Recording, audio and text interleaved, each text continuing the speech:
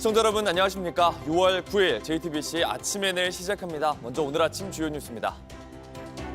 이재명 대통령이 오늘 용산 대통령실에서 비상경제점검 TF 2차 회의를 주재합니다. 오늘 회의에는 추경안의 규모와 일정을 구체적으로 다룰 예정인데 2차 추경 규모는 최소 20조 원 이상이 될 전망입니다. 내란 우두머리 혐의로 재판에 넘겨진 윤석열 전 대통령이 이재명 정부 출범 이후 처음으로 법원 포토라인에 섭니다. 윤 전 대통령 부부를 겨냥한 3대 특검, 이르면 이달부터 본격적인 수사에 착수할 걸로 보입니다.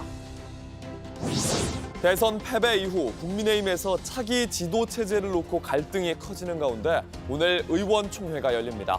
의총에선 김용태 비상대책위원장의 거취와 함께 조기 전당대회를 포함한 당의 운영 방안을 놓고 격론이 예상됩니다. 이재명 대통령이 오는 15일부터 캐나다에서 열리는 주요 7개국 G7 정상회의 참석을 확정했습니다. 12.3 내란 사태 이후 사실상 중단됐던 외교 정상화의 신호탄이자 실용 외교의 첫 시험대로 주목받고 있습니다. 이재명 대통령의 취임 1호 지시에 우리 경제를 시급히 점검하라는 것이었습니다. 오늘 열리는 2차 비상경제점검 TF 회의에선 20조 원 규모의 2차 추경을 논의합니다. 25만 원의 민생지원금을 지역 화폐로 지급하는 방안을 검토 중입니다. 박소연 기자입니다. 서울 마포 농수산물시장입니다. 대형마트가 쉬는 둘째 주 일요일이라 시장으로 손님이 모일 듯한데 딱히 그렇지가 않습니다. 너무 힘드니까 손님이랑 와야 어떻게든 좀 팔아볼 텐데 아예 안 들어오죠. 내란 사태 이후 얼어붙은 경기와 치솟는 물가, 여기에 온라인으로 이동한 소비 변화까지 겹쳐 삼중고를 겪고 있습니다. 버티다 못한 점포 상인들은 아예 폐업을 하거나 근근히 연명하고 있습니다. 가게를 접어야 되는데 접을 수도 없고 마지못해서 하고 있는 사람들이 태반이에요. 자영업자의 채무 위험도 커져 대출 만기가 석 달이 지나 신용 유의자로 분류된 개인 사업자는 1년 전보다 30% 가까이 늘었습니다. 정부 여당은 경기 부양과 내수 회복을 위해 최소 20조 원의 2차 추경 편성을 예고했습니다. 특히 골목 상권을 살린다는 취지로 1인당 25만 원의 지원금을 지역 화폐로 지급하는 방안을 검토하고 있습니다. 다만 전 국민 대상으로 할지 아니면 선별 지원을 할지는 아직 결정되지 않았습니다. 보편 지원을 하면 그 소비 효과는 확실하게 있을 텐데 정책 효과는 달성할 수 있겠지만 정부의 재정 여력이 어떨까 하는 문제가 있기 때문에 여기에 지역 화폐 규모를 늘리는 예산도 포함될 것으로 보입니다. 집 근처에 온누리 상품 결제되는 데를 다 그 네이버 지도로 저장해두고 확실히 많이 도움돼요. 써야 될 금액에서 한 10% 정도 이제 저렴하게 이제 쓰다 보니까. 코로나19 기간 어려움을 겪었던 소상공인을 대상으로 과도한 빚을 조정하거나 아예 탕감하는 방안도 논의 중입니다. JTBC 박소연입니다. 대선 동안 멈췄던 윤석열 전 대통령의 내란 혐의 재판이 오늘 재개됩니다.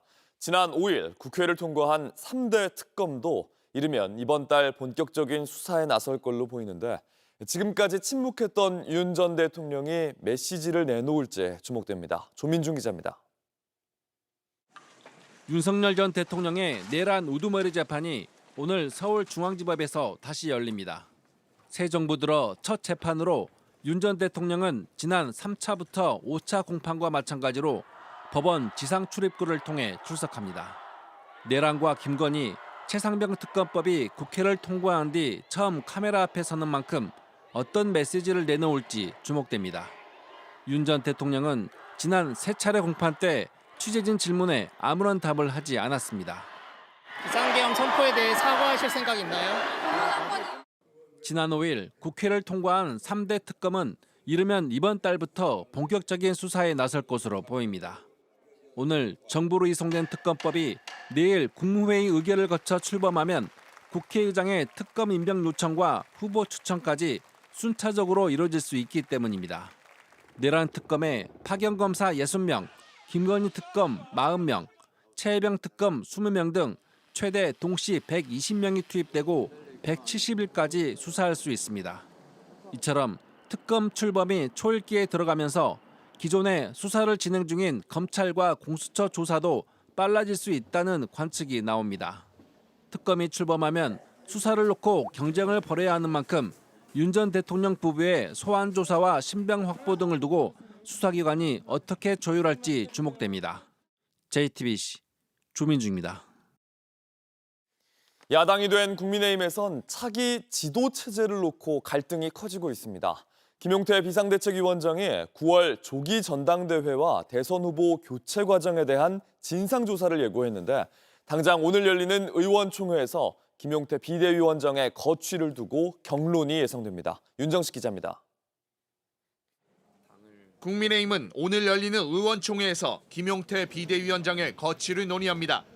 김 위원장은 9월 초 전당대회로 새 지도부를 선출하겠다는 계획입니다. 당 주류인 친윤계를 겨냥한 정면 승부입니다. 내년 지방선거를 비대위 체제가 아니라 선출된 당대표 체제로 치르는 것 자체가 보수 재건과 지방선거 승리를 위한 당면 목표가 될 것입니다. 이달 말까지 임기를 연장해 쇄신을 이어가겠다는 의중이지만 당내 다수파인 친윤계는 반발하고 있습니다. 비대위원장 임기가 마무리되면 당권이 원내대표로 넘어가는 만큼 친윤 세력을 중심으로 새 원내대표를 올리려는 계획이 틀어지기 때문입니다. 김 위원장이 계획한 윤석열 전 대통령 탄핵 반대 당론 무효화와 대선 후보 교체 사건 진상규명도 쉽지 않을 전망입니다. 친한동훈 계파인 박정아 의원은 당이 신뢰를 회복하기 위한 최소한의 몸부림이고 쇄신의 발걸음이라고 평가했지만 친윤계 권영세 전 비대위원장은 대선 후보 교체를 부당한 교체로 규정한 것은 잘못된 표현이라고 반발하고 있습니다. 친윤계는 한동훈 전 대표 출마가 예상되는 조기 전당대회보다는 혁신형 비대위를 밀고 있습니다. 때문에 오늘 열리는 의원총회에서는 김용태 위원장의 거취는 물론 세력 확보를 위한 계파 간 수싸움이 더 치열해질 거란 전망이 나옵니다. JTBC 윤정식입니다. 민주당은 새 원내대표 선거를 앞두고 있습니다. 김병기, 서영교 의원의 양자 대결로 이재명 정부와 호흡을 맞출 여당의 첫 원내 사령탑이 결정됩니다. 처음으로 의원이 아닌 권리당원 투표를 반영하면서 온라인 선거전도 치열해졌습니다. 류정화 기자입니다. 오는 12일과 13일 더불어민주당 원내대표 선거엔 김병기, 서영교 두 의원이 출사표를 던졌습니다.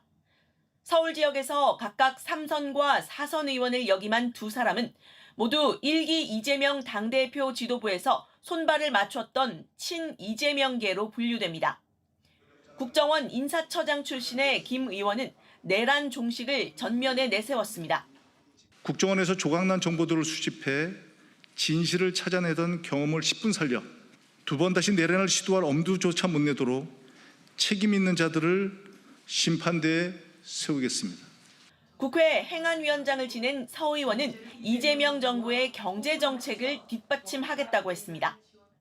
추경 통과시키고 또 지역 화폐 또 전국민 재난지원금에 대한 적극적인 검토를 해나가서 경제가 살아나는 마중물을 만들고자 합니다. 이번 원내대표 선거엔 처음으로 권리당원들의 투표도 20% 반영됩니다. 표로 환산하면 34표 정도인데 민주당 의원이 167명인 만큼 적지 않은 비중입니다. 이 때문에 국회의원들을 대상으로 물밑에서 진행됐던 기존 유세 방식과는 달리 유튜브나 소셜미디어 등 온라인 선거전이 진행 중입니다. 이재명 정부의 출범으로 국가 재건의 첫걸음은 내디뎠지만 우리가 가야 할 길은 앞으로도 멀고 험난할 것입니다. 제가 그 선봉에 서겠습니다. 우리 대통령이 한남동 관저에 계십니다. 저희들 초청받았고요. 셀카도 찍었고요. 국회는 국민들께 열려 있습니다. 꽃도 보러 오시고 서영교도 보러 오실래요? 누가 되든 친명 원내사령탑 탄생이 예정된 가운데 이재명 대통령은 전날 지도부 만찬에서 두 사람 사이에 앉아 손을 잡은 사진을 공개했습니다. JTBC 유정화입니다. 온라인에서 화제가 된 뉴스, 화제가 될 뉴스를 골라 전해드립니다. 아침엔 소셜픽입니다. 앞으로는 대통령실에서 브리핑을 할 때 질문하는 기자들의 모습도 볼 수 있게 됩니다. 국민의 알 권리를 위해 쌍방향으로 소통하는 모습을 전달하겠다는 겁니다. 대통령과 언론과의 소통 현장을 다양한 각도에서 생생하게 전달하기 위해 카메라를 4대 추가로 설치할 예정입니다. 어제 강유정 대변인은 대통령실 대변인과 관계자들만 비추던 일방적인 소통에서 벗어나 기자들이 질문하는 모습과 현장 상황을 생생하게 전달하겠다고 발표했습니다. 이걸 제안한 건 이재명 대통령입니다. 국민들의 알 권리와 브리핑 투명성을 높이자는 이재명 대통령의 제안에 따른 것으로 이재명 대통령은 소셜미디어 X에 우연히 댓글을 통해 접한 제안이 의미 있다 판단해 실행에 옮겼다면서 앞으로도 참신하고 유익한 의견을 주면 적극 검토해 반영하겠다고 알렸습니다. 이 대통령은 대선 유세 때부터 직접 소통을 강조해 왔는데요. 제가 이 SNS를 통한 국민과의 직접 소통이 없으면 살아남았겠어요? 끊임없이 이제 접근을 하다 보면 새로운 길이 생기는 게 보이잖아요. 그럼 또 만들고 또 하고. 미국 백악관의 기자 브리핑에서는 대변인뿐만 아니라 기자들이 질문하는 모습 이렇게 쉽게 볼 수 있습니다. 우리도 이달 중순부턴 달라지는 대통령실 브리핑을 보게 될 전망입니다. 미국 로스앤젤레스에서 불법 이민자 추방에 맞선 대규모 시위가 벌어지고 있습니다. 주 방위군 투입을 명령한 트럼프 대통령에게 모든 민주당 주지사들이 반대 성명을 냈습니다. 미국 연방수사국 요원들이 앞을 막아선 시위대에게 최루가스를 뿌려댑니다. 파라마운트 지역에선 이민 세관 단속국 요원들이 시위하는 주민들을 막아섰습니다. 트럼프 대통령 이 시위를 막기 위해 주 방위군 2,000명을 LA에 투입하겠다고 밝혔는데요. 민주당 소속 게빈 뉴섬 캘리포니아 주지사 시위에 해병대까지 투입할 수 있다는 국방부 장관에게 정신 나간 행동 이렇게 강하게 비난하고 모든 민주당 소속 주지사들과 함께 연방정부가 주지사의 협력 없이 주 방위군을 동원하는 건 위험하다 이런 성명을 냈습니다. 그러면서 시위대에게 트럼프가 원하는 걸 주지 말라, 평화를 유지해달라 요청했습니다. 피트 헤그세스 국방장관 공격받는 걸 방치하는 게 정신 나간 것 이렇게 맞받아쳤습니다. 트럼프 대통령 법과 질서 엄격하게 적용하겠다고 말했습니다. Well, we're going to have troops everywhere. We're not going to let this happen to our country. They spit, we hit. And I told them, nobody's going to spit on our police officers. Nobody's going to spit. 제주도의 남쪽 바다 위에 묶여있는 백구 한 마리가 발견됐습니다. 양식장을 지키려고 묶어둔 것으로 보이는데 동물단체가 구조에 나섰습니다. 출렁거리는 바다 위에 덩그러니 놓인 계집 옆에 백구 한 마리가 눈을 맞춥니다. 동물단체 행복이네는 배를 타고서야 갈 수 있는 양식장 위에서 깡마른 개를 직접 확인했다고 알렸습니다. 이 개는 스스로 무트로는 이동할 수 없는 이 위에서 2달가량 묶여있던 걸로 보입니다. 이번 주 제주에는 1호 태풍 가능성도 있어서 동물단체는 오늘 직접 배를 타고 구조에 나서기로 했는데요. 동물단체 케어는 단순한 관리 방식의 문제가 아니라 심각한 동물 학대라면서 생존을 위한 기본적인 환경조차 제공되지 않은 채 외부 침입을 방지하는 수단으로 이용하고 있다고 말했습니다. 또 반려동물에게 최소한의 사육 공간, 이런 보호 의무를 규정한 동물보호법 10조를 위반한 거라고도 지적했습니다.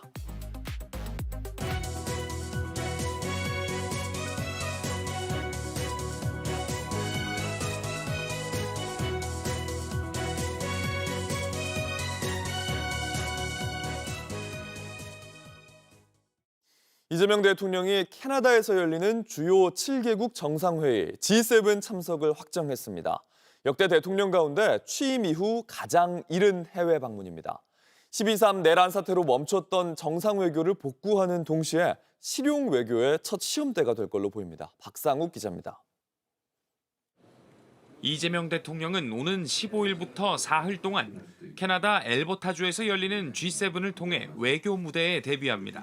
의장국인 캐나다가 대선 직후 초청장을 보냈고 이 대통령이 지난 6일 트럼프 대통령과의 통화 직후 참석을 직접 결정한 것으로 알려졌습니다.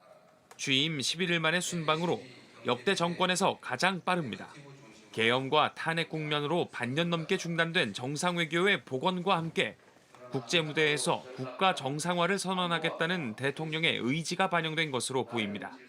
미국과의 관세 협상 등을 앞둔 만큼 해외 주요국 정상들과의 대면이 중요하다는 판단도 작용했습니다. 특히 이번 G7 정상회의는 이 대통령이 그동안 강조해온 국익 중심 실용 외교의 첫 시험대가 된다는 점에서 의미가 큽니다. 한미 동맹을 전제로 하면서도 중국과 러시아 등 주변 국가의 관계 개선이 시급한 상황이기 때문입니다. 때문에 정부는 한미 그리고 한일 정상 간의 만남을 추진 중인 것으로 알려졌습니다. 앞선 전화통화에 이어 한미 회담이 성사된다면 한미 동맹과 안보협력 강화를 기반으로 관세 협상과 관련한 소통에 초점을 맞출 전망입니다. 또 이시바 시게로 총리와의 만남에선 이 대통령의 실용외교 방향성을 엿볼 수 있을 것으로 예상됩니다. 이와 함께 마코 루비오 미 국무장관이 당선 축하 성명을 통해 한미일 3자 협력의 강화를 강조한 만큼 한미일 정상의 짧은 회동이 이뤄질 수 있다는 전망도 나옵니다. JTBC 박상규입니다. 이재명 대통령과 트럼프 미국 대통령이 전화 통화를 한 지 사흘이 지났지만 여전히 백악관은 공식 발표를 하지 않고 있습니다. 이걸 두고 백악관의 전반적인 관망 기조가 반영된 것 아니냐 이런 분석도 나오는데 결국 첫 정상회담을 통해 보다 명료한 관계 정립이 드러날 거라는 전망에 힘이 실립니다. 워싱턴 정강현 특파원입니다. 사흘 전 한미 정상 간 통화가 이루어졌지만 백악관은 공식 발표를 하지 않고 있습니다. 백악관은 앞서 이재명 대통령 당선 직후에도 공식 성명을 곧 내겠다고 했지만 have a reaction to the results of the election in South Korea? Yes, we do. In fact, let me find it here for you. Should be somewhere in here. Thank you. We do not, but I will get you one. 역시 일주일이 넘도록 공식 입장을 낸 게 없습니다. 당시 백악관은 당국자 명의로 환영의 뜻과 함께 중국의 개입을 우려한다는 입장이 담긴 배경 설명을 내놨을 뿐입니다. 이를 두고 이 대통령의 대중국 입장에 대한 트럼프 대통령의 우려가 담긴 것 아니냐는 해석도 나왔습니다. 하지만 대통령실은 이재명, 트럼프 두 정상의 통화 직후 친밀감을 확인했다며 우려할 일이 아니란 취지로 설명했습니다. 실제 트럼프 대통령은 주로 자신의 성과를 홍보할 때만 SNS를 통해 정상 간 통화 내용을 공개해 왔습니다. 이 때문에 한미 정상 간 통화 내용을 공식 발표하지 않은 것에 큰 의미를 둘 필요는 없다는 지적도 나옵니다. 결국 백악관 주변에선 이재명, 트럼프 두 정상의 직접 소통을 통해 관계 정립이 윤곽을 드러낼 거란 전망에 힘이 실립니다. 특히 이재명 대통령과 트럼프 대통령의 첫 정상회담이 언제 성사될 수 있을지 관심이 집중되고 있습니다. 이 대통령이 오는 15일부터 캐나다에서 열리는 주요 7개국 정상회의에 참석하는 만큼 이 자리에서 첫 대면이 이뤄질 수 있습니다. 일각에선 G7 정상회의 직후 미국으로 자리를 옮겨 단독 한미 정상회담을 가질 수 있다는 관측도 나오고 있습니다. 워싱턴에서 JTBC 정강현입니다. 대통령실이 추가 인사를 발표했습니다. 정무수석에는 우상호 전 의원을, 홍보소통수석에는 이규현 전 JTBC 보도담당 대표를 임명했습니다. 민정수석엔 특수통검사 출신 오광수 변호사를 임명했는데 여권에선 검찰 출신에 대한 우려의 목소리도 나왔습니다. 강버들 기자입니다. 대통령실 정무수석에 우상호 전 민주당 원내대표가 임명됐습니다. 사선 국회의원 출신으로 대통령실은 오랜 의정 경험과 소통 철학을 높이 평가했다고 밝혔습니다. 국정 전반에 대한 높은 이해와 합리성, 나아가 뛰어난 정무 감각을 겸비한 인사입니다. 여야를 초월한 소통은 물론 국민 갈등을 해소하고 통합을 이끌 적임자입니다. 이재명 대통령은 취임 첫날 여야 대표와 만나 통합과 협치를 강조한 바 있습니다. 전쟁과 같은 그런 정치가 아니고 서로 대화하고 인정하고 실질적으로 경쟁을 하는 그런 정치가 되기를 바랍니다. 오광수 신임 민정수석은 이재명 대통령의 사법연수원 동기로 대검 중수부 2과장, 중앙지검 특수 2부장 등을 지냈습니다. 대통령실은 오 수석이 대통령의 검찰개혁 철학에 대한 이해를 바탕으로 개혁 의지를 뒷받침할 거라고 소개했습니다. 산하의 사법제도 비서관을 두고 검찰, 사법개혁을 맡아야 할 민정수석에 검찰 특수통을 임명하는 게 맞느냐는 지적을 의식한 설명으로 보입니다. 홍보소통수석에는 이규현 전 JTBC 보도담당 대표가 임명됐습니다. 사회 문제를 조망해온 언론인 출신으로 국민소통을 이끌 적임자라는 게 대통령실의 평가입니다. 이재명 대통령은 이번 인사를 하며 보수와 진보가 아닌 국민과 대한민국만 있다는 국정 철학 아래 국민 통합과 소통을 통해 민생 문제 해결에 집중해달라고 당부했습니다. JTBC 강버들입니다. 미뤄졌던 이재명 대통령의 선거법 파기환송 재판이 오는 18일 열립니다. 민주당은 대통령에 당선되면 형사재판을 중지시키는 형사소송법 개정을 추진 중인데 국민의힘은 대통령을 향해 재판받을 의지가 있냐고 물었습니다. 김만수 기자입니다. 이재명 대통령이 받고 있는 재판은 공직선거법 위반, 대장동 특혜 의혹, 쌍방울 대북 송금 의혹 등 모두 5개입니다. 이 가운데 지난달 1일 대법원이 파기환송한 공직선거법 위반 혐의 1차 공판기일은 오는 18일로 잡혀 있습니다. 더불어민주당은 1차 공판이 열리기 전 형사소송법 개정을 추진할 계획입니다. 대통령 당선 시 모든 형사재판이 중지되도록 하겠다는 겁니다. 민주당은 헌법 84조 대통령의 불소추 특권은 이미 진행 중인 재판도 해당된다며 이를 명문화하겠다고 밝혔습니다. 진행된 재판도 다 정지되는 것은 헌법 정신인 겁니다. 그런데 이 문제 가지고 자꾸 뭐 아닐 수도 있다라고 자꾸 주장을 하니까 우리가 형사법 개정까지도 검토를 하고. 국민의힘은 대통령 방탄법이라며 이 대통령을 향해 재판받을 의지가 있느냐고 물었습니다. 만인은 법 앞에 평등합니다. 대통령은 취임 전 진행되어 온 재판을 면제받기 위한 자리가 아닐 것입니다. 민주당은 대선 패배 뒤에도 혁신은 없고 대통령에 대한 비난만 하고 있다며 맞받았습니다. 대통령이 국정을 돌보지 말고 재판만 받으라는 말입니까? 재판은 헌법에 따라 정지되어야 합니다. 조국혁신당도 국민의 선택을 뒤집으려는 시도는 옳지 않다며 형사소송법 개정을 추진하겠다고 밝혔습니다. 형사사건에서 기소와 재판, 즉 소추는 한 몸입니다. 불소추 특권이 기소에만 해당된다는 주장은 법비들의 말장난입니다. 민주당은 오늘 12일 본회의에서 형사소송법 개정안을 통과시킨다는 방침입니다. JTBC 김한수입니다. 날씨입니다. 오늘은 전국이 대체로 흐리다가 오후부터 맑아지겠습니다. 더위도 이어져서 서울이 30도, 대전과 광주가 31도 등 낮 동안 25도에서 33도로 매우 덥겠습니다. 특히 내륙을 중심으로 체감온도가 31도 이상 오르는 만큼 건강관리 주의가 필요합니다. JTBC 아침 N을 마칩니다. 내일도 7시 반에 아침을 열겠습니다. 시청해주셔서 감사합니다.